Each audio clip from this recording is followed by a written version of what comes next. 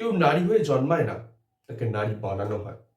Simon দে বিউভারের এই কথাটা আমাকে ভাবাচ্ছিল, সত্যিই কি তাই? সমাজ একটা নারীকে তৈরি করে, কতটা সেটাই। একটা সন্তান যখন জন্মগ্রহণ করছে, যদি মহিলা সন্তান হয়, তাকে ছোটবেলা থেকেই শেখানো হয় তুমি এটা করবে, এটা করবে না, এভাবে খাবে, এভাবে শোবে, এভাবে বসবে, এটা শেখানো হয় তাকে। তারপরে যখন আস্তে আস্তে বড় হচ্ছে, যৌবনকালে সমগ্র পরিবারের সম্মানের দায়ভার তার উপর এসে পড়ে। সে যতই বাড়িতে অন্য পুরুষ থাকুক, সম্মানের দায়ভারটা তার। অনুষ্ঠান থাকলে সেই মেয়েটিকে একদম প্রথম থেকে, অনুষ্ঠান অনেকদিন আগে থেকে সচেতন করা হয়, তুমি এটা করবে না, ওটা করবে না। কিন্তু পুরুষদের ক্ষেত্রে সেরকম কি হয়? ও তো পুরুষ মানুষ, একটু আধটু হতেই পারে।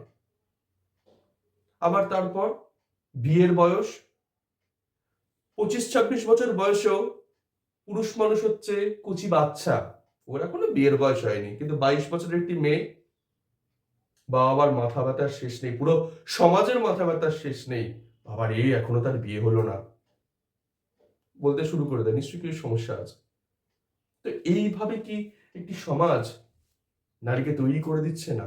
আর কর্মক্ষেত্রে তো বা সংসারেও কর্মের বিভাজন তো রয়েইছে। এই কাজ পুরুষদের, এই কাজ মহিলাদের। মহিলাদের মাত্র মহিলারাই কাজটি করবে, অনেক পুরুষ তাকিয়েও দেখে না। প্রতিবাদ হওয়া দরকার, সত্যি তো এর এগেনস্টে প্রতিবাদ হওয়া দরকার। সমাজ যেন একটা নারীকে একদম আগলে রেখে বানাচ্ছে, ঠিকই তো, কিন্তু প্রতিবাদটা এখানেই অনেকে গুলিয়ে ফেলে, ভাবে প্রতিবাদটা পুরুষ জাতির এগেনস্টে। না, প্রতিবাদটা কেবল পুরুষ জাতির এগেনস্টে নয়। হ্যাঁ, অনেক পুরুষ এটাই, এই যে মতাদর্শ সেটারই সমর্থন করে, কিন্তু এই যে মতাদর্শ তৈরি হয়েছে, অনেক ক্ষেত্রে মহিলারাও রয়েছেন।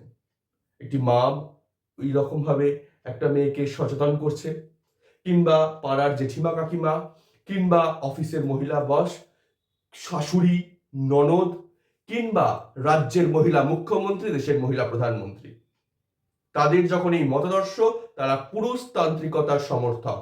প্রতিবাদ এই পুরুষতান্ত্রিকতার এগেনস্টে, কেবল পুরুষ জাতির এগেনস্টে নয়।